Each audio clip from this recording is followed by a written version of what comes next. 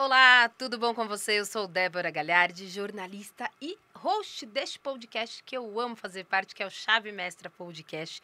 Por aqui nós entrevistamos os escritores da nossa editora, a editora Chave Mestra.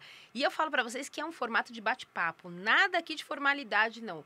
Eu trago sim assuntos relevantes, a gente fala de assuntos importantes, sim, mas nada de formalidade. É um bate-papo gostoso para que você conheça os nossos escritores. E eu já estou do ladinho de uma aqui, ó. Não vou apresentar, mas elas que já estão aqui. Por quê? Porque hoje nós estamos em 4 na mesa. 3 escritoras queridas aqui comigo, deste livro lindo que acabou de ser lançado. Um olhar para a saúde mental. Caminhos para uma vida equilibrada. E você, sabe como alcançar essa vida equilibrada? Sabe qual é o caminho? Porque elas têm aqui, ó, um direcionamento para nos trazer. Você está preparado para receber tudo isso? Porque tem que estar preparado. Muitas vezes não é fácil. Não é que não é fácil, muitas vezes é um pouco incômodo, porque a gente, para se desenvolver, a gente precisa olhar para dentro, e olhar para dentro muitas vezes não é como você pensa, é que as pessoas têm falado aí fora, não é mágica, é um processo, e o processo muitas vezes vai doer, vai revisitar coisas que você não queria, então a gente precisa encarar as realidades, mas com certeza a gente alcança essa vida equilibrada aí. E eu vou parar de falar porque eu não sou especialista não, eu vou jogar para elas, porque elas sim que são especialistas. Eu estou com elas que são escritoras, mas também psicólogas. Elas vão falar toda a frente de trabalho. Então, já vou apresentar quem está aqui do meu lado, Paula Lima. Tudo bom, Paula? Tudo bem, Débora. Como é que você está? Estou bem, obrigada por perguntar, viu? Ótimo. E já vamos falar tudo. Se prepare que eu vou perguntar bastante coisa, viu? Pode deixar. As meninas estão comigo também. Gabriela Borba. Olá, Tudo bom, Gabriela? é um prazer estar aqui com vocês. Que ótimo. E também Samara Macedo. Olá, uma honra, Débora, estar aqui Que sentando bom. com você e dividindo esse tempo. Ótimo. Vamos então para quem interessa. Quando vocês receberam o convite, quero falar com a Gabriela primeiro. Quando você recebeu esse convite para participar com a gente de um livro, você já tinha o tema do teu capítulo em mente? E o que você pensou? Trouxe também de suas experiências, vivências? Como foi, Gabriela? Conta pra gente. Primeiro que o convite foi uma grata surpresa, foi acionada pela Lacey e ela trouxe já a ideia do livro, trouxe o conceito que vem muito de encontro com um trabalho que eu faço, que hoje eu sou psicóloga, também sou neuropsicóloga e eu atendo muitas pessoas que vêm em busca de um auxílio em psicoterapia porque elas se percebem angustiadas e com muita dificuldade de conseguir dar vazão aos projetos referentes ao trabalho. E aí, ao longo de toda a minha jornada, eu fui percebendo que muitas pessoas, elas acabam depositando muita energia no trabalho, na expectativa de crescer, de evoluir nas suas carreiras, só que elas não percebem que isso traz uma exaustão que é transformada numa patologia que hoje a gente chama de síndrome de burnout. Então, foi através de todo o meu conhecimento ali na área clínica que eu fui percebendo que é uma demanda muito comum e que as pessoas têm muita dificuldade de conseguir se reconhecer dentro dessa patologia. Então, quando eu recebi esse convite, ela me trouxe ali a proposta de alguns capítulos que estavam em aberto para esse projeto e lá já estava o capítulo que foi esse que eu escrevi. E aí, quando eu olhei, eu falei assim, uau, essa daqui é a resposta de que realmente esse é um projeto que faz total sentido para esse momento da minha carreira. E foi quando eu aceitei o convite. E como que foi na escrita? Eu vou depois passar para as meninas também, para cada capítulo, mas como foi na sua escrita no momento de... Porque muitos escritores falam que na hora de colocar tudo, para contextualizar e tirar, que é complicado, porque vocês sabem muito, tem a vivência do consultório, experiência. Quando você tirou, você acredita que trouxe ali no seu capítulo muito do que você vivencia com seus pacientes? Deu para enxugar?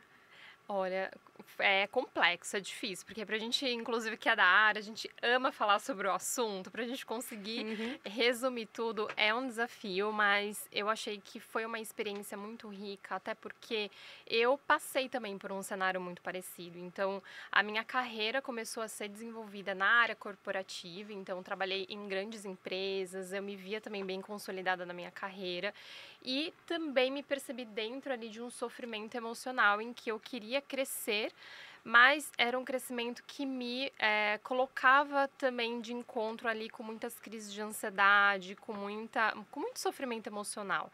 E eu só percebi isso depois de bastante tempo estudando sobre comportamento, entendendo mais sobre a minha área de formação. Então, escrever esse capítulo foi também uma retomada da minha jornada. Então, eu começo contando um pouco como que eu me vi também dentro desse sofrimento, o que que eu fiz para conseguir encontrar uma saída, uma mudança para minha vida, e também conseguir fazer um mix contando um pouco como que tudo funciona em relação a sintomas. Então, como que a pessoa consegue reconhecer e entender que ela está diante de um sofrimento emocional atrelado a essa depressão voltada ao trabalho. Então, trouxe um pouco dessas características e, de fato, hoje a gente tem esse critério diagnóstico como um CID, ou seja, a pessoa que está diante desse sofrimento emocional, ela tem direito a um afastamento médico, ela tem direito a buscar um tratamento. Então, eu deixei isso muito claro no meu capítulo, porque poucas pessoas sabem disso. Acaba sendo negligenciado, né? Porque as questões emocionais, elas não são palpáveis, elas são subjetivas. Então, justamente por conta disso, a gente tende a demorar muito para reconhecer. Então, poder trazer isso de uma forma clara no meu capítulo me deixou muito satisfeita, porque eu sei que vai ajudar muitas pessoas a entenderem que não é normal. Ótimo. E também pontuar para que a gente está vendo muito aí fora as pessoas também agora se rotularem e acharem que é uma simples... Ah, eu tenho TDAH. E aí nem foi fazer exames, teste, porque existe. Ah, eu tenho burnout só porque não quer trabalhar. Também tem isso. As pessoas precisam entender que isso é muito delicado. As questões que estamos trazendo aqui são delicadas. A ponto de você, qualquer coisa eu tenho. Não existe isso eu tenho. Existe todo um trabalho para se saber, para investigar, para analisar. Não é você quem vai achar que você tem por causa do Instagram que você viu dicas práticas lá, não é mesmo, Ibra? Isso acontece muito. E vamos para o nosso próximo capítulo aqui, que a gente falou muito, então, lembrando, ela é do capítulo 13, a Gabriela Borba, Burnout quando o trabalho adoece a mente. Então, a gente vai trazer um pouquinho aqui no nosso tempo também sobre isso, mas eu quero falar com a Samara. Deixa eu ver se eu já estou aqui lendo o livro inteiro aqui, gente. Capítulo 27, eu tô com a Samara Macedo e eu queria que você falasse um pouquinho também. Aqui você conta sobre o impacto da autenticidade no equilíbrio entre corpo e mente. O que você pensou, Samara, quando trouxe aí o seu capítulo e o que as pessoas vão ler de você aí? Bom, Débora, falar sobre autenticidade para mim é falar um pouco daquilo que foi construído em mim e também daquilo que eu percebo muito em consultório, né? Eu pego lá muitos pacientes, eu percebo, né, ao longo da trajetória, muitos pacientes que desenvolveram ansiedade, depressão. E quando você vai perceber a fundo, assim como a minha amiga acabou de dizer, né, as pessoas elas são muito subjetivas, né? É muito interessante perceber isso. Boa parte das pessoas que eu tenho em consultório hoje, com o processo de ansiedade e depressão, está bem voltado para esse lugar de não se conhecer, não se perceber, né? Por quê? O zeitgeist da nossa época é essa cultura narcisista, né? E essa cultura narcisista, ela busca essa validação externa. E com essa comparação externa, é muito perceptível que as pessoas elas começam a olhar para fora para poder encontrar essa validação. E para mim a autenticidade é como se fosse uma contracultura, né? Ótimo. Que é o fato de você olhar para dentro, se perceber e talvez você não vai se encontrar, né? Igual a pessoa que você está vendo e talvez que você até colocou como um referencial de vida para você, né? E aquilo que está dentro de você e diferente precisa vir para fora para que de fato cause um impacto no mundo, porque quando a gente não se conhece, a gente não desenvolve a nossa autenticidade, a gente trabalha um movimento bem performático, né? E a performance, ela pesa, né? E é por dura isso... às vezes, desculpa te cortei, e dura às vezes pouco tempo. Sim. Porque às vezes é uma máscara que a pessoa coloca. E pesada de carregar. Dura e pesada de carregar, né? Então, por isso, hoje vejo muitas pessoas desenvolvendo depressão, porque é muito confuso, né? Aquilo que, de fato, elas querem transmitir com a necessidade de agradar a todos, né? Olhar à volta, saber quem elas são, não saber quem elas são, na verdade, né? E se posicionar olhando para o outro nessa busca por validação o tempo inteiro. Então, traz uma confusão de mente, sabe? O que você quer trazer para fora e aquilo que você acredita que o externo espera de você, sabe? Então, isso é muito interessante perceber, que à medida que você se conhece, que você se aceita, que você desenvolve esse movimento de autocompaixão, que você é congruente, né, entre pensamentos, sentimentos e comportamentos, esse é um lugar muito saudável de se viver, sabe? Então, é isso que eu acredito, né? Foi uma realidade para mim, porque eu vivi alguns abusos, algumas molestações. E quando você vive um processo desse, é lógico que a gente não vai aqui generalizar, né? Que também é bem possível acontecer aí. Esse comportamento mais isolado. Então, você se isola do mundo por um tempo, você não se apresenta, você não chega, né? Como quem você é, com a sua identidade. Então, logo depois desse processo, né? De primeiro lidar com as dores e depois sim conseguir andar sobre quem eu de fato sou, né? Aí eu consegui perceber esse movimento saudável, né? De se conectar com as pessoas, de se conectar com o mundo, de ser transparente com as pessoas, com quem nós somos e com o que nós percebemos delas, né? Então, isso traz muita saúde hoje, porque percebo muitas pessoas também desenvolvendo doenças psicossomáticas, né? Totalmente voltado para esse movimento, né? A ansiedade, porque eu não dou conta de responder às pressões externas, aquilo que aguardam e esperam de mim. E a depressão também muito voltada para esse lugar, né? De eu não me conhecer e eu não saber por onde vou me direcionar nesse processo, sabe? Então, olhar para dentro, perceber as minhas potencialidades, deixar que elas venham para fora, sabe? Isso tem trazido muita cura, tem trago muita cura para as pessoas que eu atendo hoje, sabe? E eu acho que, mais do que isso, eu percebo muito uma busca por autoridade, né? Hoje não se fala em outra coisa a não ser autoridade, né? E eu acredito que a gente conquista a autoridade com aquilo que a gente é primeiro. Exato. Né? Por isso que precisa se conhecer mesmo. Exatamente. Né, meninas? Porque muitas vezes eu já trouxe esse tema aqui e a gente trouxe até uma palavra que é o desconstruir. Porque muitas vezes você foi construindo algo que você nem é. Exato. Você chega numa idade ou numa fase da vida, não só a idade, que você fala, mas às vezes eu não gosto de fazer isso, eu não sou assim. Parece que você é um pouquinho de cada pessoa. Exato. E é isso que você sente. Exato. Que você sente no seu consultório. Sim, que você tem que eu certeza. percebo, né? Isso. Já há alguns anos eu percebo muito isso dentro do consultório. A minha maior demanda é perceber esse tipo de pessoa, né? Perceber elas chegando com depressão, ansiedade, sempre tentando se encaixar em um padrão, né? Muito baseado na cultura que nós vivenciamos hoje e distante de fato de quem elas são, né? E de fato é uma atitude de muita coragem, né? Olhar para dentro, né? E deixar vir para fora sem medo, né? Do que vem por aí, quais as avaliações que fazem de nós mesmos, né? E eu acredito que esse é um movimento bem saudável para essa geração agora, para esse tempo, né? Acredito que daqui para frente é muito sobre isso, sobre olhar para dentro. E quando você fala disso, eu trago o capítulo da Paula também, porque aqui você fala no 25, Paula, o paradoxo da comparação. E você vai falar, claro, o que traz aqui um pouco do seu capítulo, mas é exatamente nesse sentido que a gente está num mundo... A gente está num mundo em que as pessoas estão... eu tenho que ter autoridade, mas não porque eu quero ser a minha melhor versão, é porque eu quero ser igual a alguém. E a gente, eu não sei se vocês usam lá também, onde vocês estão, na cidade de vocês, mas a gente aqui em São Paulo usa muito isso, de modelar, né? Vamos modelar tal pessoa. Mas estão modelando no sentido de estão copiando as pessoas. Não estão sendo. Então, tá tão irreal aquilo que você olha pra pessoa, você olha, você pensa, é um chat de PT andando aqui, não é possível. Mas é um pouco disso que você traz disso, que a gente vive se comparando. Sim. Querendo ser, às vezes não é a essência e nem o propósito daquela pessoa, né? Sim. Conta um pouquinho do teu capítulo. Se tem a ver com isso que eu tô falando também. Não, faz todo sentido. Inclusive, o que me levou a escrever o Paradoxo da Comparação foi justamente esse lugar que eu cheguei. Eu tinha uma vida extremamente corrida, já cheguei a atender 45 pacientes, porque eu sempre falava, eu estou vivendo o meu propósito, mas por trás disso existia uma autocobrança muito grande, existia uma obesidade intelectual, onde eu investia muito na profissão e modelava, né, muita gente, muitos profissionais e eu comecei a entender que eu estava perdendo a minha essência, porque eu estava me distanciando muito do meu paciente por conta do excesso de técnica. E aí eu entrei em um processo de lacuna, né? Aquele vazio existencial, porque de fato eu vivo a psicologia, né? Eu não sou psicóloga, eu vivo a psicologia.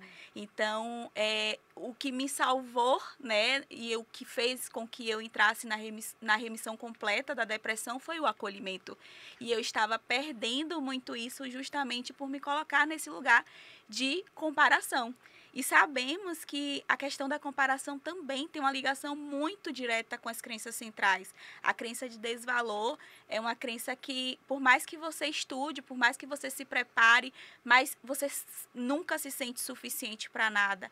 Então, temos múltiplas ciências atualmente, inclusive a neuroplasticidade, que é uma ciência nova, basicamente, e a TCC, que é a terapia cognitiva, que a gente trabalha com a reestruturação cognitiva e que de fato nos ajuda muito.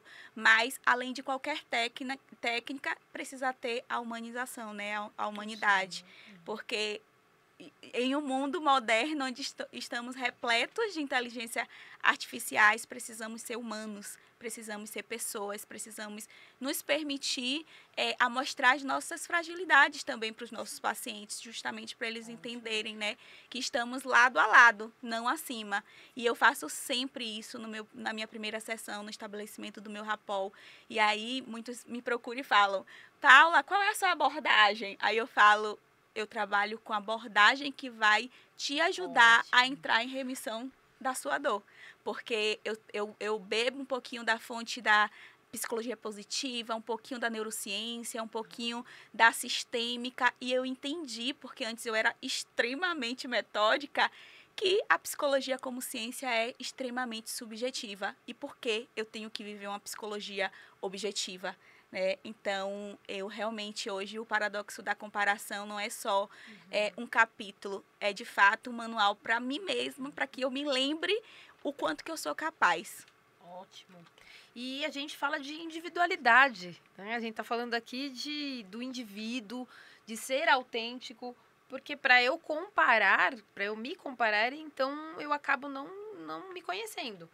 Porque alguma coisa eu vi no outro que eu preciso ter do outro, então eu não me conheço. Então, tá tudo ligado aqui, vocês viram, né? E não me conhecer, que eu volto pra Gabriela, e de não me conhecer e não saber meu propósito, que é em que eu vou me enfiar em alguma coisa, eu vou mergulhar no meu trabalho, porque de repente eu preciso também mostrar para alguém para que eu seja reconhecido. Olha quanto que o processo de desenvolvimento eu acho que é maravilhoso, gente, é gostoso, mas pra gente conversar. Mas pra gente fazer, não é fácil, não. É gostoso também, mas não é fácil, não é verdade? Porque você se vê na sua melhor versão. Quando você olha lá pra trás, 10 anos, 15, 20 anos, você fala: nossa, nem sabia que eu ia chegar aqui. Mas não é assim, não é mágica, não é verdade, Gabriela? Exatamente. Exige o primeiro passo, que é reconhecer. Reconhecer que precisa de ajuda, que aquela realidade não é normal. Porque, principalmente quando a gente olha para o mundo corporativo, esse boom de regras, principalmente voltadas para meritocracia, faz com que a pessoa até sinta culpa por imaginar que ela está passando por alguma condição de saúde mental. Então, o primeiro passo é a pessoa reconhecer que aquela realidade que ela está vivendo, aquele sofrimento, não é normal e que realmente ela precisa, sim, dar um próximo passo para que ela consiga trabalhar todas essas emoções. Porque algo que eu sempre falo aqui, por muitas vezes a pessoa ela quer tanto a carreira dela que ela pode chegar ao ponto de perder. Perfeito. Porque ela se entrega muito para aquilo, ela faz de tudo para aquilo dar certo, numa intensidade que ela não consegue perceber que aquilo está fazendo mal. Então, sempre nos meus atendimentos, com todas as pessoas que eu converso, até em palestras que eu levo esse assunto, eu sempre defendo a ideia do equilíbrio flexível. Então, o que isso significa? Que quando a gente pensa em equilíbrio, logo a gente imagina que é algo linear. Então, eu preciso administrar o meu trabalho, administrar os estudos, administrar a família, administrar os meus amigos, tudo na mesma proporção. Só que não. O que a gente precisa fazer dentro dessa linha do equilíbrio flexível é entender que eu posso distribuir o meu pacote de horas úteis, que é o que eu falo, dentro daquilo que faz sentido para aquele momento, desde que eu não deixe nenhum pacotinho zerado. Ou seja, ao mesmo tempo que eu preciso dedicar mais horas ao trabalho, porque o trabalho é importante, eu também preciso criar espaço para cuidar da minha saúde física, da saúde mental, para ter tempo com a família e também com os amigos, que são pessoas que de fato conseguem tirar a gente daquele lugar de sofrimento. Então, esse conjunto é o que faz diferença para que a pessoa consiga viver uma vida mais valorosa.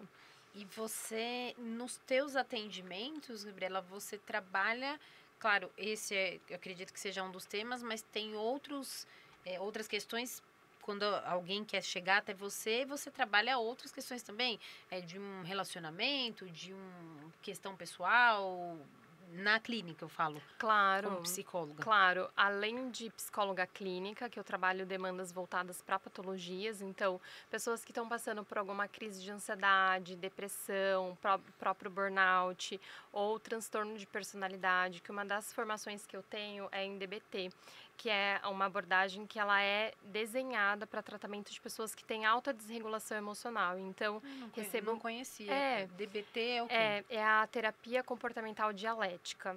Então, ela vem muito nesse sentido de ajudar pessoas a desenvolverem novas habilidades. Então, como essa abordagem ela é direcionada para pessoas que têm alta desregulação emocional, o que a gente entende? Que aquela pessoa ela desregula quando ela passa por alguma situação conflituosa, porque ela nunca aprendeu habilidades que consiga ajudá-la a equilibrar melhor e regular melhor as emoções. Então, dentro dessa abordagem, eu ensino a pessoa como que ela consegue trabalhar essas emoções no momento de crise.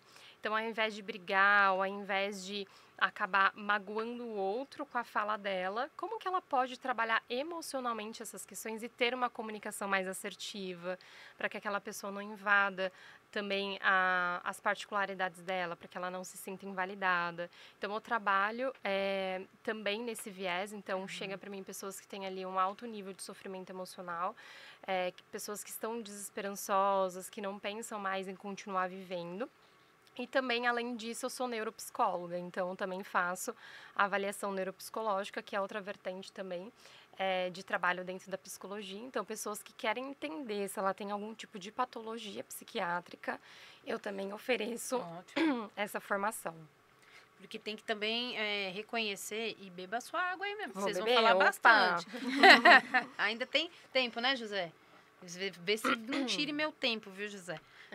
Vocês, eu acho que eu acredito que é importante de trazerem aqui, porque se ela não tem esse conhecimento também, e quem está ali do outro lado profissional tem esse conhecimento de que ela precisa, por exemplo, você citou aqui, um caso que seja na psiquiatria, um caso que seja mais profundo, tanto na psicologia, um caso de, mas eu estou me comparando, mas não é só, mas por que está se comparando? Não é conversa de, como a gente diz, conselho de amigo, gente. Aqui não é conselho de amigos, fala assim, amiga, imagina, deixa tudo e vai pra balada. Gente, não é isso. Conselho de amigo é uma coisa e terapia, psicologia é outra. Nós estamos falando aqui, Débora, você está falando para quem? Quem é seu público? O público aqui é geral, gente. A gente está aqui no YouTube e nosso público com a Chave Mestre Podcast é tanto para você que está estudando na área e quer entender melhor, e por isso você viu o tema aí do livro No Olhar para a Saúde Mental e se interessou, mas a maior parte do nosso público é de pessoas que não têm a consciência ainda, que está assistindo aqui e nem sabia que realmente ela, quando se compara, ela tem uma questão a ser tratada numa sala, vocês chamam de sala, de vocês, de um espaço, vamos dizer assim, no consultório de vocês. Muitas vezes você acredita, mas por que eu me comparo? É porque a internet está ali. Não, a internet está ali, claro, mas algo te leva para você ficar rolando a tela e se martirizando e muitas vezes passando horas e horas ali se comparando. Uma vida que às vezes nem o outro tem. Então, são questões a tratar também, meninas. Eu vou até passar para vocês, Samara. Mas são questões que a gente tem que tratar também, o profissional, pontualmente. Foi o que você falou, individual, e foi o que você falou na questão de muitas vezes ter necessidade de uma medicação, e então você vai indicar para um médico. Então, é individual, né, Samara? Para encontrar esse equilíbrio que você fala justamente aqui. Você fala equilíbrio entre corpo e mente. Então, é um equilíbrio. Exatamente. E isso é tão interessante porque tudo aquilo que a gente pensa vira matéria, né? E isso faz com que o nosso cérebro seja ativado, com que os nossos hormônios também sejam tocados por isso, né? Então, de fato, a gente não desconsidera a possibilidade desse tratamento multidisciplinar, a importância, sim, né? Desse movimento onde a medicação, ela entra para poder auxiliar aquele paciente, porque, afinal de contas, nesse tempo em que ele está, né, também ali refém um pouco da sua crença central, aliás, muito, né? Sim. Da sua crença central disfuncional, ele traz todo esse desequilíbrio hormonal. Então, extremamente necessário, né, o auxílio do psiquiatra, para que durante aquele tempo de ação das medicações ele se sinta melhor, com um bem-estar, né, uma sensação de bem-estar maior por um certo espaço de tempo. Então, a gente não negligencia a possibilidade dos outros tratamentos, dessa equipe multi, não. Ela é totalmente necessária, né, porque é importante acolher esse indivíduo com essa sua necessidade ampla aí, né? Corpo, mente e espírito, né? Nós temos 3 áreas e todas elas precisam ser tocadas, né? Inclusive a espiritualidade, né? Esse ser, ele precisa se encontrar em algum lugar com uma relação com o transcendente, né? Para que, de fato, ele também conecte de uma forma saudável na sua espiritualidade e consiga desenvolver esse equilíbrio, né? Corpo e mente são aí, né? E isso é bem interessante. Então, de fato, é muito individual, muito particular, né? E é muito um movimento de autorresponsabilidade também, né? Porque, como você disse, esse movimento não é algo tão fácil assim de se viver, principalmente quando você busca viver isso sozinho, né? Porque se você está vivendo um movimento depressivo, a tristeza, ela te faz um convite para o isolamento, para estar só. Sim. E quando a gente conhece as nossas emoções, a gente se conhece, e eu acho isso incrível, né? Então, quando a tristeza, ela chega, eu sei que é necessidade de buscar ajuda, porque sozinho não vou conseguir sair desse lugar, né? Apesar dela me convidar para estar só. Então, é conhecer a si mesmo, conhecer as suas emoções, né? Perceber o que seu corpo está pedindo, né? O que sua mente está pedindo ali. Porque nesse movimento de comparação, dificilmente a gente se ouve, sabe? Se percebe, entende os próprios limites, entende quando é hora de parar, sabe? Quando é hora de dar limites para as pessoas, né? Então, às vezes é tão necessário essa pausa, sabe? Para perceber onde é o limite aqui que foi violado, né? Eu falo muito isso com os meus pacientes em psicoeducação em consultório, né? E aí, quando eles trazem bem o sentimento da raiva, porque eu fiquei com muita raiva, eu falo, e aí? Né? A raiva, ela é uma pergunta para você mesmo, né? Qual é o limite que foi violado aqui, né? E aí eu não comunico a minha raiva, eu comunico o meu limite, né? Então, esse movimento de se conhecer, se perceber, é de fato um movimento bem amplo, né? Bem coeso aí entre corpo e mente, para poder perceber também a importância da atividade física, né? Porque, como a gente está dizendo aqui, não é algo único, né? Ah, vamos para psicoterapia. Não, o seu corpo também, ele precisa, né? Ele precisa da atividade física, né? Eu costumo dizer para os meus pacientes, primeiras horas da manhã, se você está praticando atividade física, é como se você já estivesse tomando um regulador de humor aí, né? Colocando seu cortisol em equilíbrio, né? Então, a gente precisa se perceber nesse ser múltiplo, né? De várias necessidades aí. E esse é o movimento de se ouvir em cada área pessoal, né?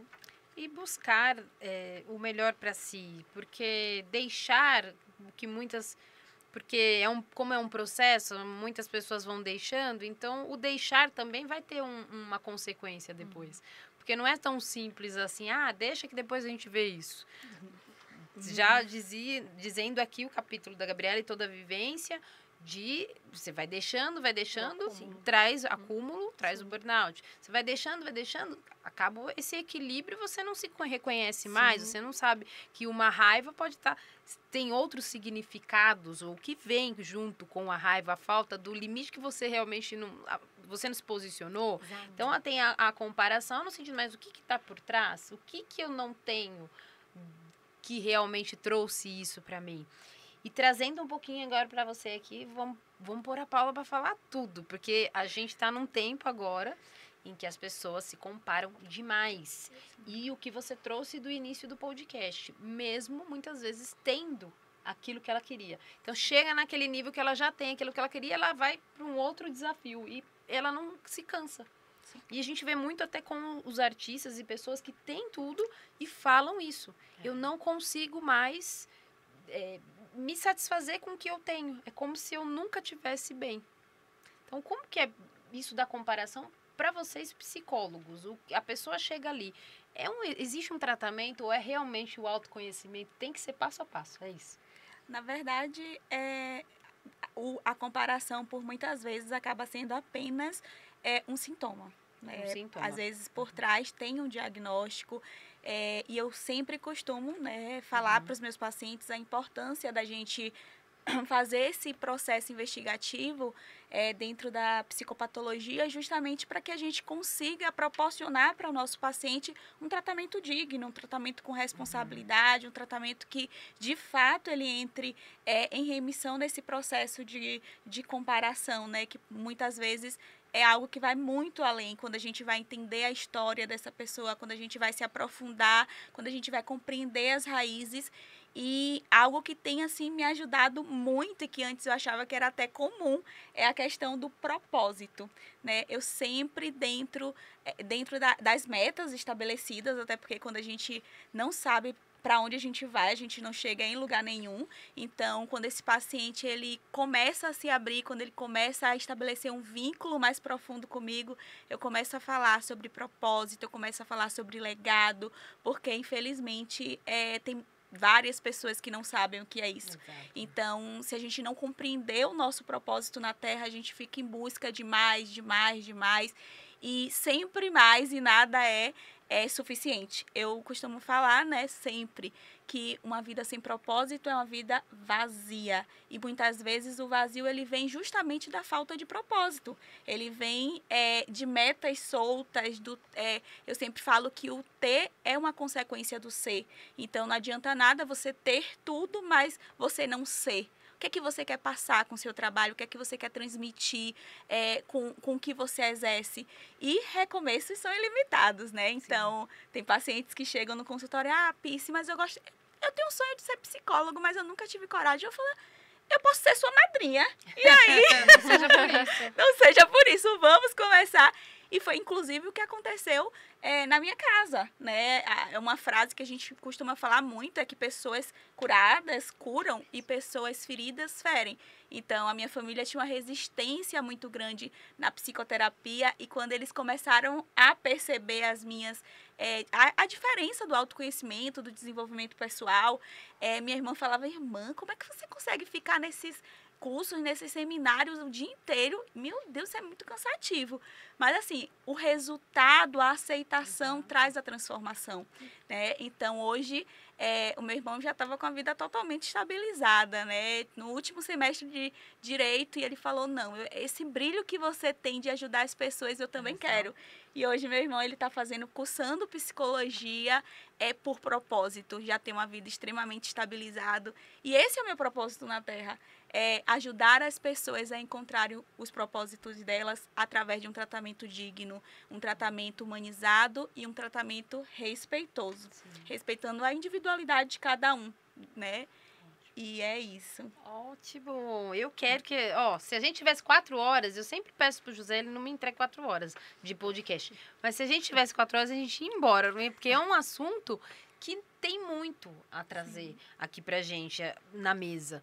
Porque são dúvidas pontuais e você vê, você trouxe um sintoma. A gente traz aqui um sintoma, porque às vezes a pessoa já tem aquele sintoma, não investiga, não trata e aquilo vai caminhando e aí vamos deixar para lá, vai jogando por baixo do tapete quando vê aquilo tá muito maior e aí quando chega para um tratamento que é tudo muito rápido também. Quer dizer, você passou 40, 50 anos da vida só jogando embaixo do tapete, aí depois você quer que a psicóloga vai lá e levanta o tapete e pegue tudo num dia só. Então, é um passo a passo e é importante, eu acredito que isso que a gente faz hoje, com livro, com podcast, vocês individualmente, não só no consultório, mas nas mídias de vocês, trazerem isso à tona. Eu sei que muito conteúdo está sendo produzido aí fora, mas ainda assim tem pessoas doentes. Então, é porque a gente precisa continuar. A gente sabe que não é só a questão de falta de bons profissionais. A gente sabe que em todas as áreas existem. Mas é falta de a pessoa também, de conteúdos chegarem até ela. Então, a gente vai mandar conteúdo para vocês e estão aqui 3 escritoras queridas com a gente e também profissionais dessa área da saúde mental. E eu quero que vocês vão pensando para a gente ir caminho aí para finalizar nosso podcast, pensando ou uma frase, ou um conselho, ou algo para a gente finalizar para cada uma, vocês deixarem aqui para quem está assistindo a gente. E se de repente eu não perguntei algo para vocês que é importante vocês trazerem hoje, fiquem também à vontade, que enquanto vocês pensam aí tomar água de vocês, eu vou falar, e venham para pertinho do microfone, que a gente vai indo embora, né? Daqui a pouco a gente tá lá atrás. Voltem aí para os microfones, que eu vou passar aqui para o pessoal que quer adquirir o livro, ó. Recado para vocês, não adquiriu ainda seu livro? Deixa eu tirar meus marca-páginas aqui, porque eu vou pondo marca-página em tudo aqui para falar com as meninas. Quer adquirir seu livro? Esse aqui, ó, Saúde, um olhar para a saúde mental. Você pode adquirir direto com a escritora, com o escritor, porque nós aqui na editora, nós não fazemos a venda. Esse livro você adquire direto com o autor, com o escritor. Então, a gente vai deixar aqui para vocês nos contatos da gente, na descrição, o Instagram das meninas, das escritoras, e depois você vai lá, entra em contato no direct, fala, eu quero meu livro, eu quero adquirir, eu quero estudar mais, eu quero encontrar meu propósito, como a Paula já falou aqui, as meninas falaram, quero saber mais, de repente, para o seu conhecimento ou de alguém que você vai presentear, alguém que precisa de ajuda e muitas vezes não pede, porque é difícil, tem gente que às vezes não quer encarar a realidade, então dá um livro para ela e ela lê, e quem sabe ela é despertada, desperta para esse olhar para ela mesma, porque é um cuidado, um autocuidado que é necessário para cada um de nós. E vamos aos nossos palavras finais. Eu vou colocar aqui primeiro, vou fazer o contrário agora. Vou fazer com a Paula primeiro. Paula, suas considerações finais pode ser na sua câmera. Fique à vontade para trazer o que tocar no teu coração. Então, Débora, que responsabilidade. Já fala da novidade que eu sei de bastidores. Ah, verdade. Gente, eu acho que o início de tudo é algo que eu utilizo na minha vida como meu cartão de enfrentamento, como a minha âncora, que é a gratidão. Eu geralmente costumo deixar de forma muito acessível para aqueles dias mais nublados, para aqueles dias mais cansativos, a borboleta, que é o significado de evolução contínua, e a palavra gratidão. Então, a gratidão, ela me acompanha e eu sempre faço um exercício, né, todos os dias à noite, que é, por mais que o dia tenha sido difícil, por mais que o dia tenha sido puxado, totalmente cansativo, eu sempre faço uma lista com 5 coisas para agradecer. E às vezes eu acabo até estimulando outras pessoas a fazerem isso, porque a gente fala, mas eu não tenho nada para agradecer. Mas como assim? A roupa, a comida, a família, o teto, o cobertor. Então, assim, eu gosto muito de desenvolver o processo de gratidão. E eu quero agradecer a cada uma de vocês. Para mim é uma honra estar com vocês. Com certeza essa troca foi uma troca que me elevou muito como profissional, que de fato desde ontem eu estou extremamente escrevendo muito, porque eu amo escrever. Quero agradecer a Débora pela oportunidade, a chave mestra. Vocês não têm noção o quanto que vocês contribuíram de fato para um novo renascimento, porque eu falo que na vida eu renasço várias vezes e várias vezes, e é justamente com esse objetivo, né, de falar um pouco mais sobre essas novas versões que eu pretendo lançar o meu livro autoral junto à chave mestra. Não poderia ser outra, porque temos algo em comum, que é a questão do propósito, é o amor, é querer entregar para o mundo e deixar para o mundo um processo de transformação, que é o Superei, Voltei a Sorrir, a ciência da transformação emocional. Sem o controle emocional, infelizmente, a gente não consegue ter uma vida em equilíbrio. Então, né, gratidão, meninas, e é isso. Ótimo, então já estamos sabendo aí, ó, spoiler para vocês, livro novo saindo do forno aí, vamos entrar em edição, que bom. E sucesso também nesta literatura. E nos próximos estão vindo aí, porque eu sei que vocês, psicólogas, quando vocês começam, vão embora. Gabriela, você também traz pra gente na tua câmera o que você trouxer. Eu falo do coração também, mas psicóloga também é da razão. Então, a gente traz do coração e um pouco da razão, um equilíbrio aí. Fica à vontade. Isso, algo que eu quero que vocês carreguem sempre com vocês é que entre saúde e bem-estar e carreira, vocês podem escolher os dois, porque o sofrimento emocional ele vem justamente quando a gente acha que precisa depositar toda a nossa energia em um único pilar da vida, e não é assim. Então, viver dentro de um conceito de equilíbrio flexível é o que de fato vai fazer com que vocês consigam ter uma vida valorosa, com que vocês consigam criar memórias afetivas com as pessoas que vocês amam e ao mesmo tempo conseguir ter sucesso na carreira, porque eu sei que no fundo, todos nós temos esse desejo. Então, quero também aqui estender os meus agradecimentos a cada um que esteve presente nesse livro, que doou a tua experiência de vida, também a sua experiência prática, para que a gente pudesse levar mais saúde mental para as pessoas. Agradeço também aqui as meninas, todo esse bate-papo, que sem dúvida me transformou também. Ótimo, obrigada, Gabriela. E Samara, agora suas considerações finais na sua câmera. Então, eu quero encorajar vocês, né, a de fato assumirem esse lugar de autorresponsabilidade, em busca de se conhecerem e serem autênticos em quem vocês são. Eu creio que na autenticidade há leveza, então busque essa leveza, né, de ser quem você é. E uma coisa que eu acho também muito interessante e muito impactante nesse processo é o quanto nós geramos um impacto no mundo quando nós somos quem nós fomos chamados para ser, né? Muito voltado para esse lugar que eu já ouvi muito da minha amiga aqui, né? Que é propósito, que é a cara da chave mestra, né? É aquilo que a chave mestra ela apresenta e ela nos traz para esse lugar. Eu sou muito grata a vocês pela oportunidade, né? De falar um pouco da Samara autêntica e da Samara profissional, né? E apresentar um pouco daquilo que foi construído aí nesse livro, né?